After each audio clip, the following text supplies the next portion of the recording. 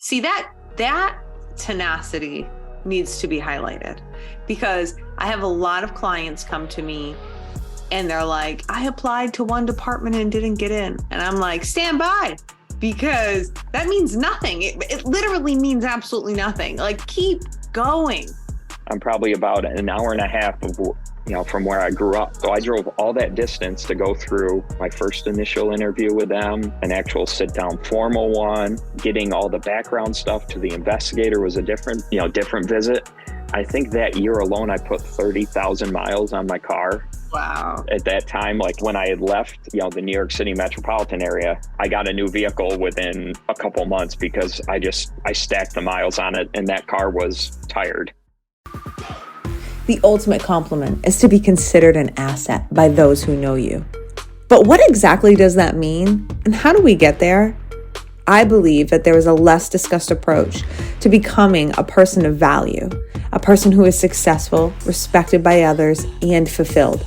It's somewhere between the hustle culture and the ease and flow of manifestation. This podcast is designed to be a resource for the ambitious, the relentless, and the rare, who are breaking societal norms, going against the grain, and are open to unconventional practices as we study what it takes to be a true asset in every area of life. My hope is that you'll find this podcast unique and like it enough to share it with a friend, and maybe even one day join us at one of our in-person events. Enjoy. What's up, everybody? I'm super excited to bring you today's guest. This gentleman has been with me actually for like 5 years now, 4 or 5 years. He found me on another podcast. He became a client of mine, and, we've become friends, and I'm really excited to bring him to you. His name is John. John, please tell us about you. Wow. Yeah, I did. I found you. Yeah, I think it was 5 years ago. You were guest spotting on a podcast, and just as after becoming a client with you and everything, is, as you say, the universe points you or puts people in front of you that's who you need at that time. Mm-hmm. And it was like, I know you've changed your flavor or your what you're going for since that first initial podcast, and all you have to do is listen to your previous ones to know that. But I like to think that I changed right along with you, because your first episodes were the car to car, just venting of the good, bad, and ugly of the law enforcement profession, to now it's like, yes, the law enforcement profession has all that stuff, but let's not focus on that. Let's focus on yourself. Let's focus on others and making them the best person that they can, because as you've said it, the law enforcement profession, chews you up and spits you out. And that's why I'm so excited to have you on this podcast, is because you happen to be the only male in my 500 person female, it was designed for female cops. We've opened it up to just strong women and John. And, I'm open to a few good men coming in, but they have to be the right fit. And you definitely are. The women love you. You're very active. You add such a great element to the group.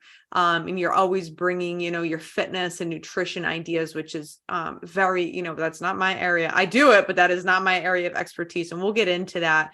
But, I just want to highlight that law enforcement does tend to eat its own, but it's not just law enforcement. You are also a firefighter, and I'm going to have you introduce yourself, and give your full bio here in a minute. But, the thing about you, John, is that, and maybe when you met me, we stopped that together, but you have not let the job or the culture chew you up and spit you out. It might have started, but my favorite thing about you is you meditate, you journal, you're in touch with yourself. And because of that, you have been able to manifest a really great life, a great position within the police department, businesses, possibly early retirement, a beautiful family.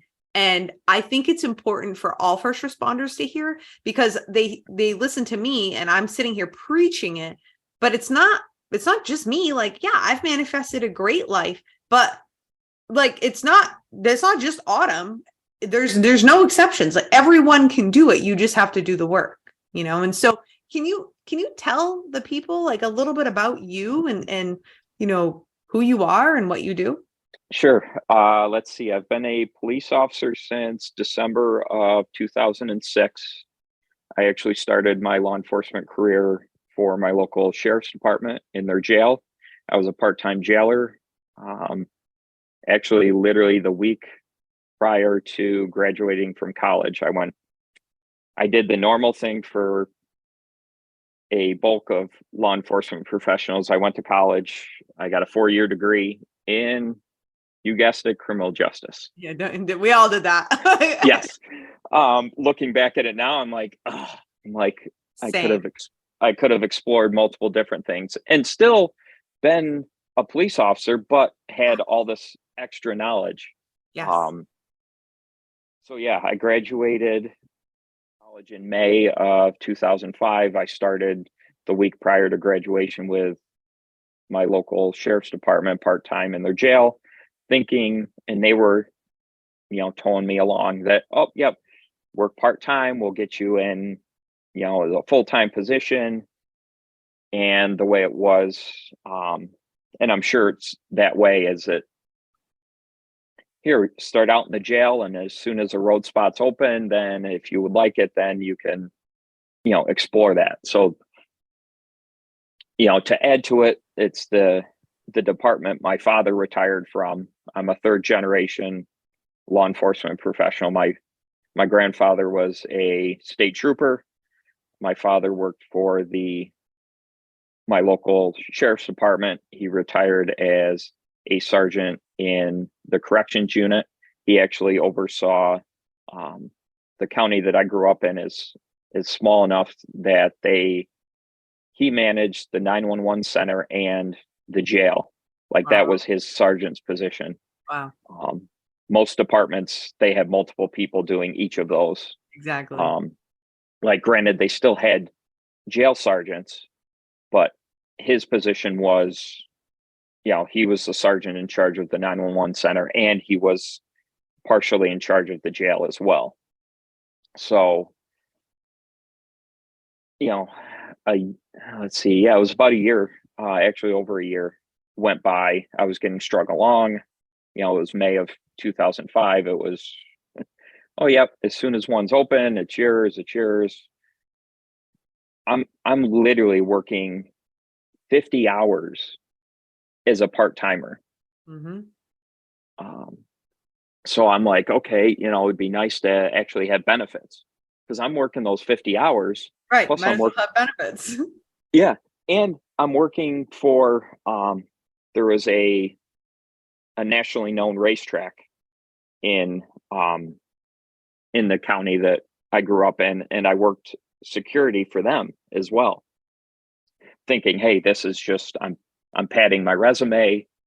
It'll, I'm rubbing elbows with all the people that I would be working with in the sheriff's department. It's, this racetrack contracts with the local sheriff's department to provide coverage during the large racing events. At that time, there was an IndyCar race, there was a NASCAR race, along with a Salem's 6-hour race. It's a like endurance race, sports cars, expensive. But all of that was going on. So I was like, okay, this is all just, I'm paying my dues. Mm-hmm. And then it was just like, all right, I'm literally burning both ends of the candle. I'm working 50 hours part-time for this, and I'm working another probably 20 to 30 hours at this security job a week. So I'm working 80 hours a week. Mm-hmm. Then during the summer, I was a lifeguard all the way through high school and through college. So I kept that as well. So I was working 40 hours of lifeguarding I would go home, sleep for a few hours, then work the overnight shift in the jail. And on my days off from lifeguarding, I would work at the track. And then Crazy. and then depending on the days, if I wasn't working the overnight shift at the jail, I was working at the racetrack because they have 24-hour coverage because people try and enter the track and all of that. So I just got to the point that I was like, I literally can't do this. I Mm, I don't know what day of the week it is. right. Like I would have to look at my phone or just ask somebody, be like, what day of the week is it? Right. Because I was just, you could say burnout at that time. Hmm. So one of the great things that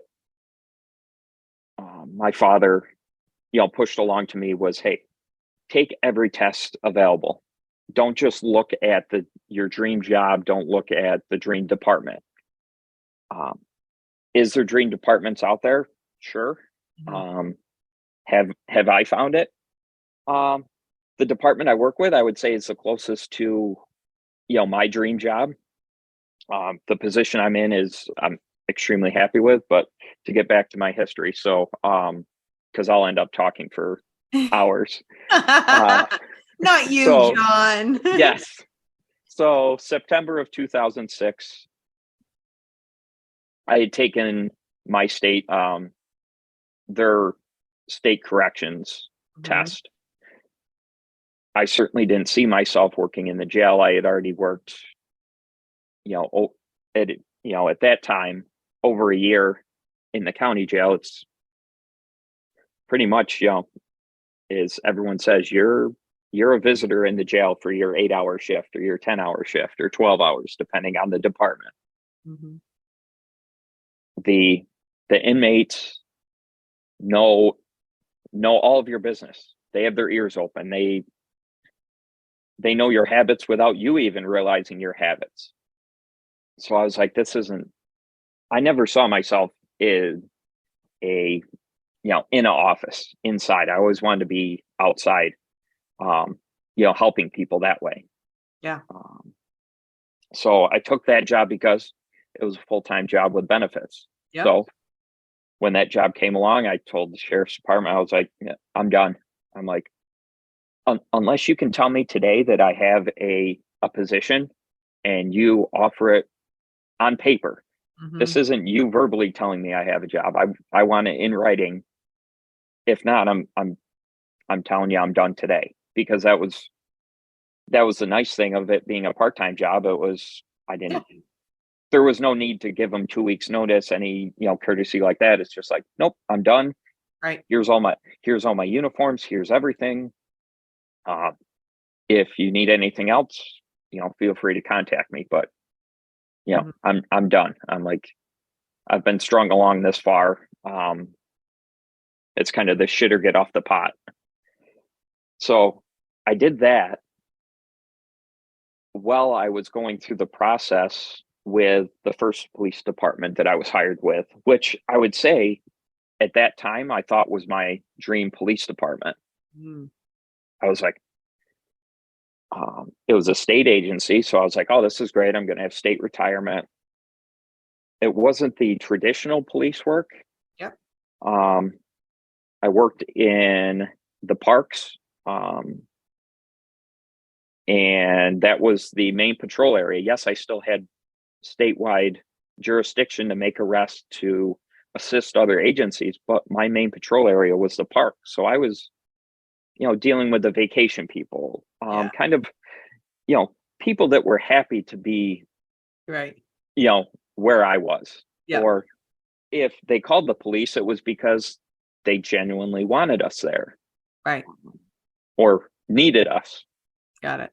Not saying that, people don't call the police and don't need us, but that happens in some cases. Yes.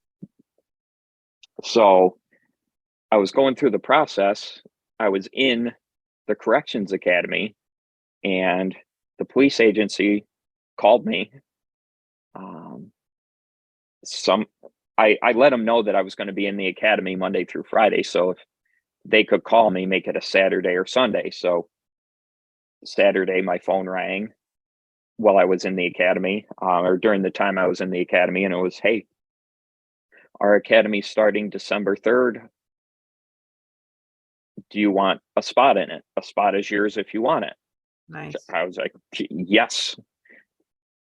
So I was like, okay, now I got to tell the state corrections that thank you for sending me to the academy. But by the time I get through the academy, then get through my, as they called it, OJT, on the job training. Yep. I was going to be starting the police academy like a week and a half later. So I walked in, we had to be there Sunday night for the academy. It was a residential academy. Mm-hmm. So I went in there Sunday early evening and told them, I was like, hey, could I, permission to talk to you on the side?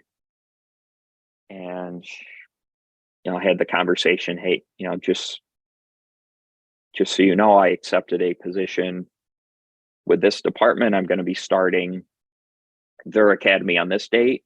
And every person that I talked with and told when I worked for corrections was like, oh, that's great. Good job. This job really, doesn't fit you. This is, everything I hear about that department is great. Have a good time. I'm like, when do you want me to put in my, resignation, or when do you want it effective? They're like, heck, you don't start the academy until here. We'll put your resignation date here, so there's no gap in employment. I'm like, what do I do about, the on-the-job training when I get to an actual prison? They're like, we'll worry about that. We'll let everybody know. And when I went through the on-the-job training, I was just like the extra person. They're like, I'm not even going to have you do this stuff, because in the next, 3 weeks, you're going to be out the door anyway. So you're just an extra set of eyes, keep, watch my back. If I need anything, I'll ask you. And that's how I left them. I worked one full week in a prison. Wow. On my own, and that was it. And that was 1 week too many. Yeah, I was gonna say, do you wish that you would have stayed? No, not at all. I do think that I do believe corrections are the unsung heroes of law enforcement. Actually, there's a whole episode on this podcast talking about that. But like, man, the shit that correctional officers deal with, like they really, I'll hand it to them, man. Yeah. And that's the thing, is that I know you encourage it. It's, where you are supposed to be. Mm-hmm. You have, the hair on the back of your neck that tells you, okay, this is not the situation I want to be in. Mm-hmm. You have your gut feeling of, hey, I'm not clicking in this department. I'm not clicking in this. Right. That's where you, trust your gut and look elsewhere. Mm-hmm. You'll end up in the right spot. And, I can certainly attest to that. It took me, my first police department that I thought was my dream job was great. I was down in the Long Island, metro, New York City metropolitan area. I was 23 years old. I'm like, yes, I'm going to be on the beach. I get the city. I'm like, this is great. All of this stuff. And then I was like, and I grew up in a high school graduating class was, I think, 53 people. Mm-hmm. So I knew everybody. Mm-hmm. Going down to a metropolitan area was just like, yes, this is going to be great. New experience. It was great to start out with. Don't get me wrong. But certainly not where I wanted to end up. And work there, love the department, still, still extremely happy with that decision working for them. I wish things could have worked out differently. Mhm. I probably would have stayed with them if things would have worked out differently, but the universe pointed me in the direction of where I'm at, to Yep. where I'm extremely happy Mhm. with what I'm doing. Not without some bumps. Yep, of Um, course. yeah, it was probably it was the 4-year mark with that department where it was starting to eat me up, where I was just like, I'd lost my personality, lost, my How happiness did of. you recognize that? Because a lot of people don't even recognize when they are losing themselves. It was more of just, my parents and friends. Mm, Like, yes, you're going to lose friends. Like, hey, you're not the same person that you were when you started this. And I'm like, yeah, it's not so much the job, it's the location. I'm like, at that time, I was on a good day with traffic. If I left at the right time, I was 5.5 hours away from my closest family member. yeah. Yeah. Um, and I'm a huge, huge proponent for some form of support. It doesn't have to be, blood family. It just has to Right. be, someone that feel 100% comfortable with pouring out your heart to them Yes. in that situation if need be. And right at that 4-year mark, um, my grandparents, well, my grandfathers, both of them were dealing with different health issues. Mhm. Um, so one had passed away. The other was still alive, but still, he was in cancer remission at that time. So I was like, I need to get home. I'm like, and again, I got to thank my father for the fact that he's like, just blanket everybody. He's like, even if they're not hiring, send a resume and cover letter. That's it. So I think it has to be between 50 and 100 resume and cover letters. See, that tenacity needs to be highlighted, because I have a lot of clients come to me and they're like, I applied to one department and didn't get in. And I'm like, stand by, because that means nothing. It literally means absolutely nothing. Like, keep going. Thank you so much for listening to this episode. I hope you're enjoying it and getting some good stuff, mind shifting things from this. I just wanted to remind you super quick that if we are not hanging out on social media, we should be. You should come hang out with me. I am the Autumn Clifford on Instagram. I'm Autumn Clifford on TikTok, and I have a Facebook group called She's an Asset. Love to have you there. Love to hang out with you and get to know you. Thank you so much for supporting my show. Let's continue. Well, you want to hear the best part of it. So, of those initial cover letters that I sent out, the department that I'm currently working with wasn't one of them. Ah! I didn't even know of the department until a friend of mine. I worked with them with my first department, and they had left that department and they work for the town right next to where I work. And they're like, hey, we have positions, make sure you send a resume and cover letter to us. So did that, did a ride along with her. She was like, okay, during your ride along, just so you know, we're going to meet this person, this person, this person. They're part of the hiring process. Essentially, if you don't make a good first impression with them, then you don't have a chance of getting hired. I'm like, okay. Went through the ride along. It was great. That department is, let's see, I'm trying to think how many. I think they have 100. They're over 100 sworn personnel in that department, which, for the area that I'm in is a large, and this is a town department. So that's a large department. Yeah. So going through the process, did the ride along, and then it was about a month later, the friend called me. She's like, I don't have good news for you. She's like, we're going through a hiring freeze. I'm just like, oh. She's like, but I've got friends that work for this department and they have openings, but they're not advertising them. Wow. So put in your resume, put in your cover letter. And I did that. And at that time, while I was still working at the department, I was going through the background process, which involved me driving from the New York City metropolitan area.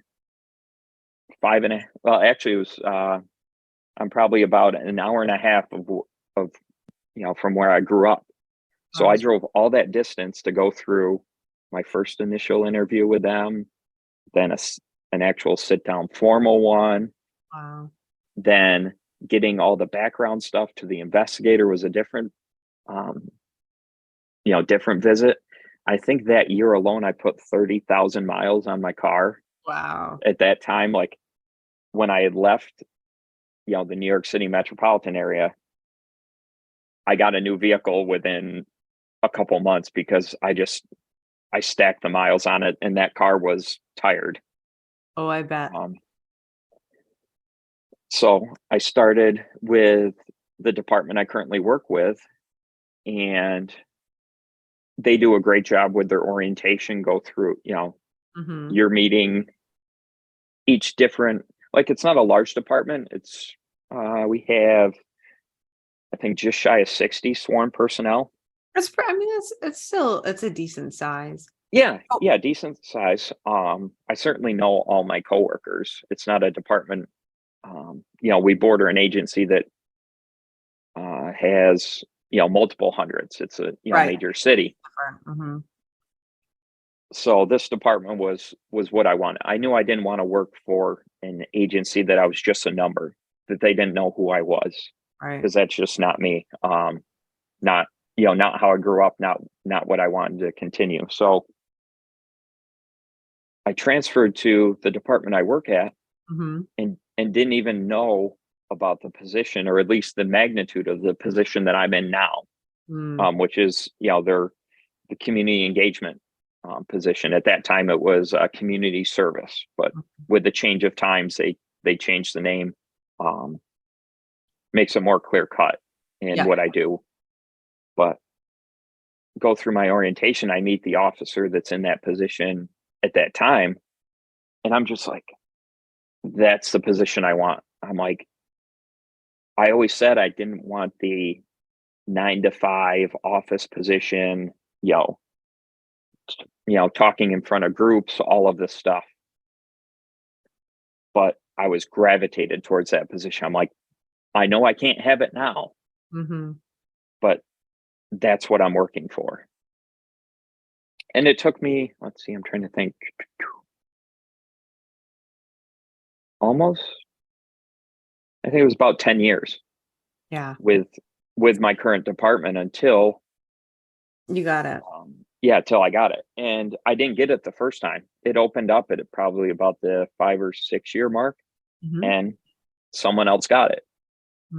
Hey, that happens.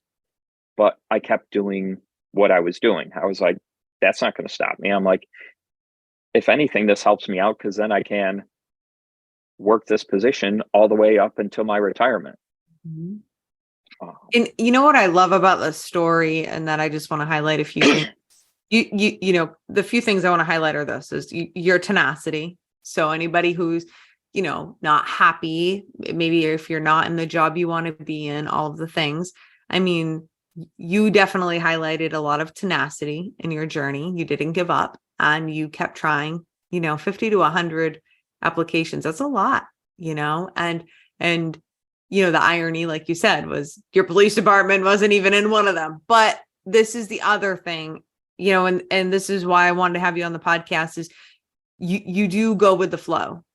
You do let the universe do its thing, whether you meant to back then or not. I know that since working with me, you've definitely become a little bit more focused on doing that. But clearly you've done that, because your friend, you're talking to your friend, and your friend says this, and next thing you know, you're at this police department, and the next thing you know, you see this position, you're completely drawn to it. It takes you 10 years, but you end up getting there.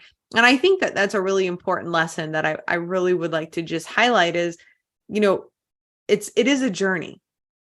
And we're all so quick to want to get to the destination that we want to skip the freaking journey, but the journey is the whole thing. So I love that. John, what would you say? Like, let's give some tips. What would you say? How would you help an officer right now who might be feeling like they're getting eaten up by their police department? They're feeling burned out. They're feeling sour. They're feeling everything is bullshit. What would you give them for advice? Probably the biggest advice would be, don't be afraid to look elsewhere. Yeah.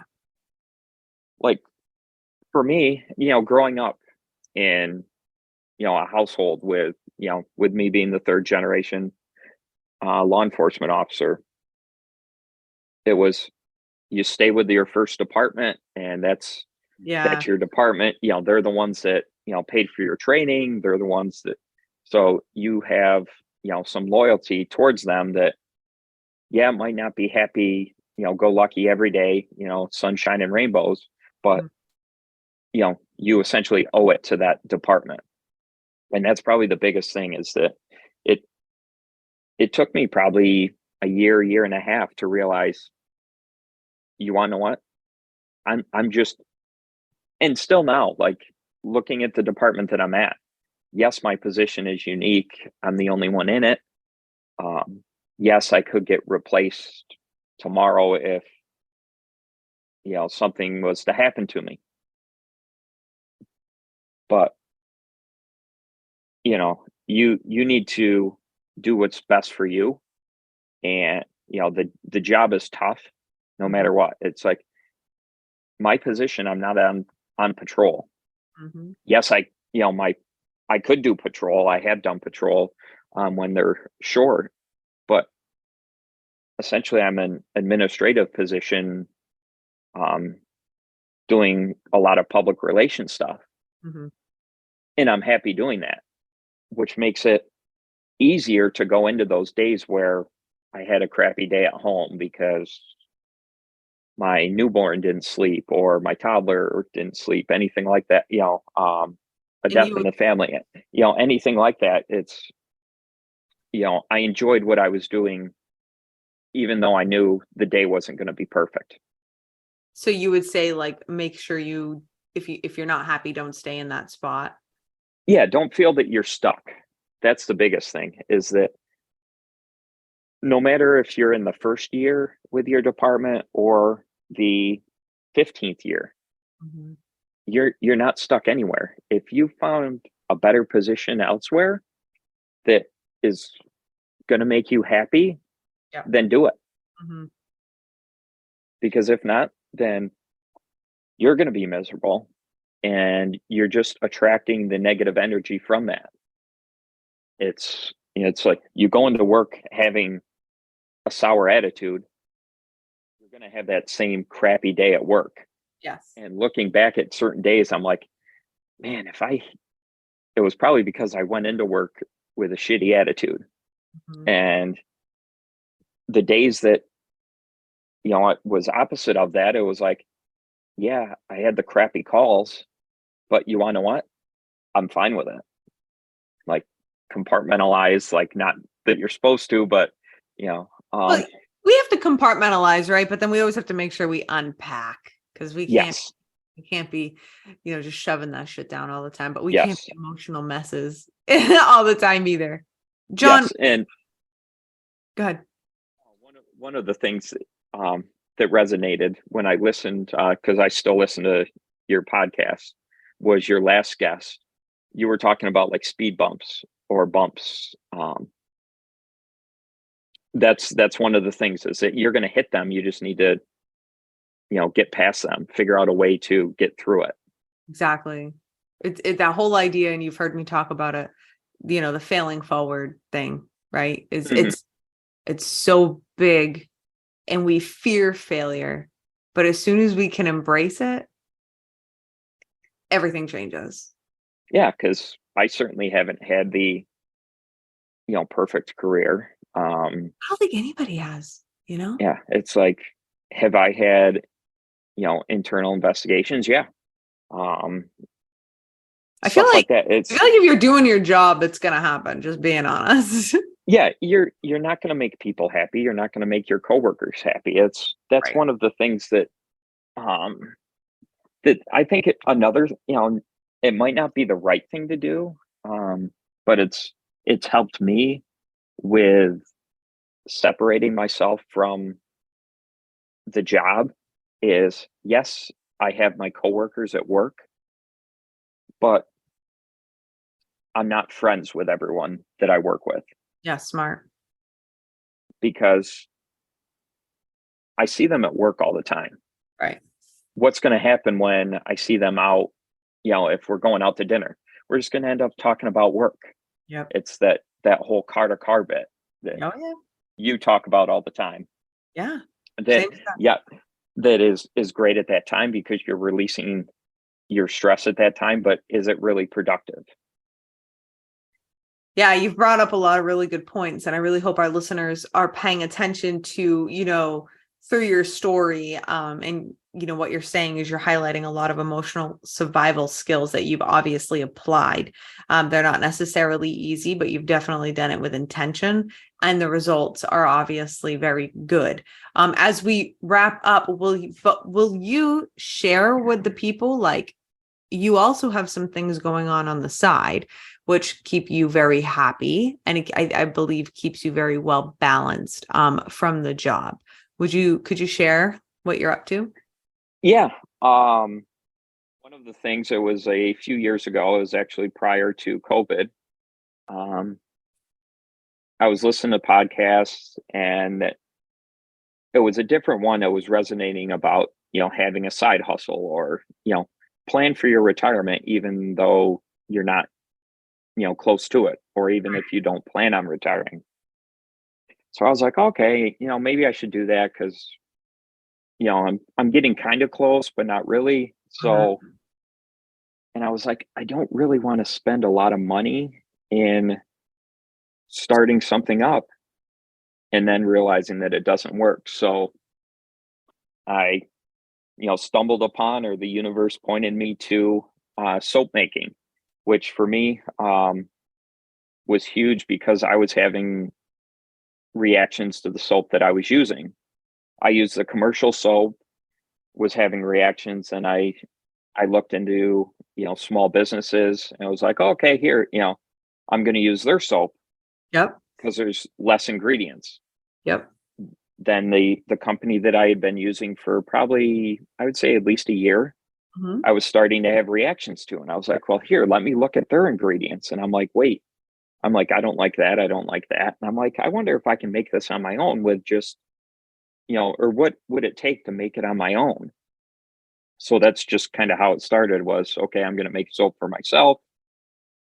Didn't think anything about a business. And then my wife was like, why don't you just sell your soap? Like, it's really good. I'm like, do you think? Mhm. Like, like anybody, it's like, do you really think my stuff's good enough to sell? So, with her encouragement, with your encouragement as well, because at that time I was in the early stages of being a client with you, Mhm. formed the business, Wash Your Six soap company. Mhm. And each bar has some kind of first responder or military themed name behind it. Morning Jolt is one of my favorites. It's a coffee bar, and it has the blue line on the wrapping of it for for the law enforcement personnel. Mhm. There's one bar with a yellow line for dispatchers. I have one with a green line that is for the military. I use it too. I have like a whole basket full of it. And at our retreats, the members would always buy a bunch of your soap. They love it. Yeah, and I would always, they were always my guinea pigs as well. Usually they walked away with some free soap as well because I was Yeah. trying something out. Um, but that's certainly something I'm looking at trying to focus more in on Yep. and maybe expand upon it. But I've also got other things, in the works. I'm trying to follow my thought of not handcuffing myself to one thing. Yes. With my position, with the freedom of it, I am a car seat technician. So for those that aren't familiar, I can instruct the public on how to correctly install a child passenger seat or car seat. And I'm going through the process now of becoming an instructor in that. So I have some things in the works that I'd like to expand upon that and like to do that after my retirement. I'm hoping I can manifest an earlier retirement. Mm-hmm. With my retirement from my first police department didn't exactly line up with my second department, but I've got some things in the works. I'm hoping for all the positive of that to get me an earlier retirement so that I can, do other things in helping the public. Because if I'm not already busy with that stuff, I've kept up being a volunteer firefighter with my local fire department here, and I have a 2-year-old. Mm-hmm. She turned 2 in November, and my wife and I welcomed our new addition to our family, our twins, in December. So we have, that number that people are scared of when you have kids is 3 under 3. Mm-hmm. That's what we have. That's what we're going through. But if anything, having kids has brought my attention to how important the car seat part of it. That's why I say that's another avenue that I'm looking into for that, to go along with, the health and wellness stuff that I'm working on. I have my meditation practitioner certification. I'm working on a nutrition certification along with a sleep and relaxation certification.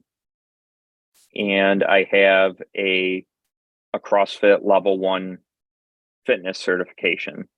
So I teach 1 day a week at my local CrossFit affiliate, doing that as well. So it's a magnitude of things. I definitely want to do something similar to what you're doing. Obviously you're helping out, people in the profession or getting into the profession become a whole, complete person and not letting the job change them. But I think you're doing that. And especially as people listen to this, they listen to who you are. That'll be very inspiring, because we can become so one-dimensional. We can become so one-dimensional with our jobs, that we only do so many things, like one thing, and then we go home and we drink, or we deal with our family, or be with our family, hopefully not deal with them. But but then we go back to the job, and the job is all we have, and we have nothing outside of that. And you've done a very good job of continuing to be very well-rounded. And I know you continue all of your spiritual practices, the journaling, the meditation, and being connected with yourself, because that is obviously leading you to very various and many successful situations.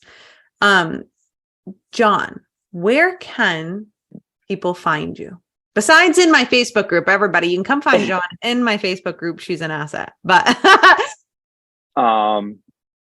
I do have Twitter for my soap business. I don't really do a lot with that. But at least on the soap business side, it's all Wash Your 6 soap company, the number 6. That's what I have on Facebook, Instagram, Twitter. And then my personal is just my last name, Lawton _ my first name, Jonathan, and then the number 222, which, is, you can attest, is a resonating number. Yes. Spiritually, I didn't intend it. I didn't intend it. That's actually fire department volunteer number is 222. So cool. So that's why I went with that number. So I love it. So yeah, which I'm sure you'll have in your show notes. Yes, Feel free to post all that stuff. And I'm working on, or thinking of hitting the refresh button with soap. Maybe, let's say, retiring a couple of the soaps just to make things a little easier for me. Mm-hmm. Not saying that they're going away forever, but so that might be a way for people to get a wide variety of different soaps, because I will be running a few deals going on. As you might have heard, my house just got crazy. My toddler just woke up, and my dog is running away from her. That's okay. We understand. But listen, thank you so much for being here. We will put all of John's stuff and contact will be in the show notes. So if you have any questions or if you want to reach out to him, feel free to. Make sure you check out Wash Your Soap. Wash Your Six, right? Yeah. Wash Your Six. Geez, you should know this by now. I know. I know. Sorry. Wash Your Six soap. Make sure you go check that out. I use it personally. It's literally in my shower right now. I think I've got one with the exfoliant, and I believe it's like lavender with the exfoliant in it. Love it so much. My mother and my father are obsessed with it because my father breaks out really easily in the stuff he doesn't break out. So anyways, make sure you go check it out. John, it was a pleasure to have you on as always. And everybody, I'll see you next time. Thank you so much for listening to this episode of the She's an Asset podcast. If you wouldn't mind, could you please share this out? The only way we grow and I can get this out to as many people as possible is with your help. So we're kind of in this together. And the good thing is I know you have my back. So I want to say thank you and ask for you to share the show. And if we're not hanging out in the socials, I hope that you'll come and hang out with me. I'm Autumn Clifford pretty much everywhere. Thank you so much. See you next time.